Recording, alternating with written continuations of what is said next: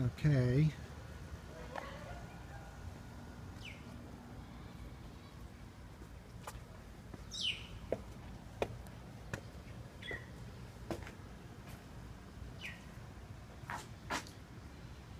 First thing I'll point out is the crack in the door here, which happened sometime today, but of course it happened by itself and no one's taking credit for their handiwork.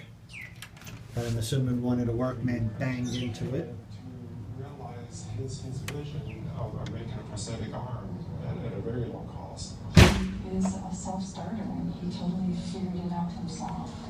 Apparently his room has become where creativity just took off. There's the crack in the bottom of the door. This main sensor detects about 10 different channels of your brain.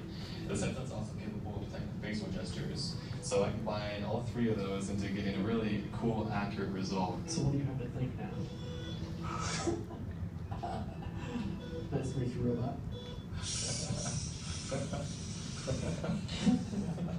Who's one of your big mentors in all this?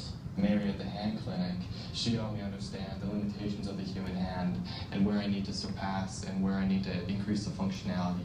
Easton! Hi! Yay! All of us, of course, right away, really took to such a young kid who was a pretty cool kid who's also into what we do. Yeah, I mean, I can definitely show you mechanically what the limits are. I learned from the so I looked at a lot of drawings. That's when I came to you, is I was trying to understand the human limits of the arm and find out the boundaries. And then within that, I want to capture all that. This is the storage room. It's still full of the workmen's equipment. Of this particular project. You should come here and spend time in the clinic and see patients who are needing help. Because that's one of the hardest things is, you know, half the information I know from prosthetics, I would have never found online.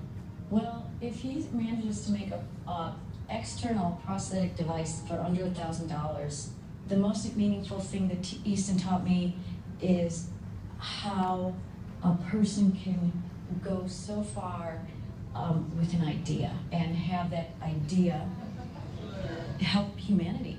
Easton's accomplishments earned him an internship at NASA. I'm working at the Space Center down in Houston, Texas, and I'm working on the Robonaut project, which is a really fascinating, cutting-edge, telerobotic astronaut. It could have potential to replace the astronaut within the future. I'm just about to, make the next generation of the arm, which, could evolve into who knows what. It could change people's lives. If I can, go through my life doing what I'm doing now, that would be a dream. And if I can help people and change people's lives along the way, that would just be an extra bit.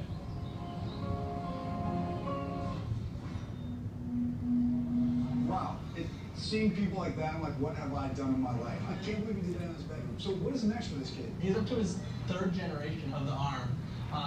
He just finished a tour of South Africa, eight different speaking engagements he's doing over there, and he's decided not to go to college. He's going to keep building. And he's all over. The last thing they're working on is the mold in here, but it hasn't been completed. I'm assuming they'll complete that on Monday. They got some touch-up to do in the paint on the walls, too. Again, I think that will be done Monday. Dive deep into these stories and go behind the scenes at aljazeera.com/techno. Follow our expert contributors on Twitter, Facebook, Google+, and more.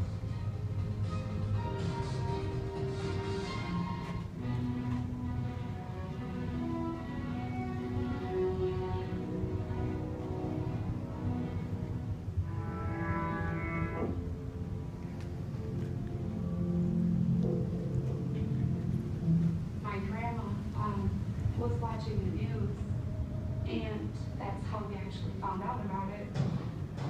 They didn't even ask for the money, they just shot him. It destroyed his chest. Here's what the professor sees. Up there.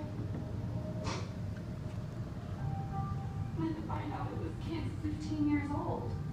I was just so mad. It was a horrific crime. But you look at Salo, Salo's different than any other defendant I've ever represented.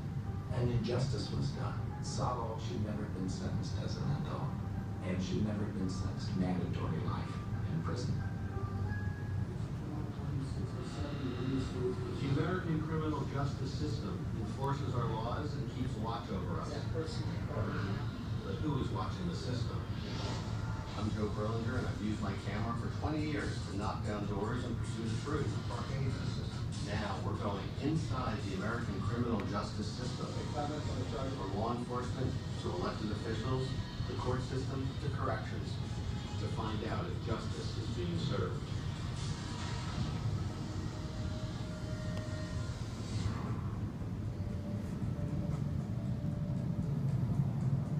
We're here in Michigan. We are looking at a very important issue in the criminal justice system, namely, should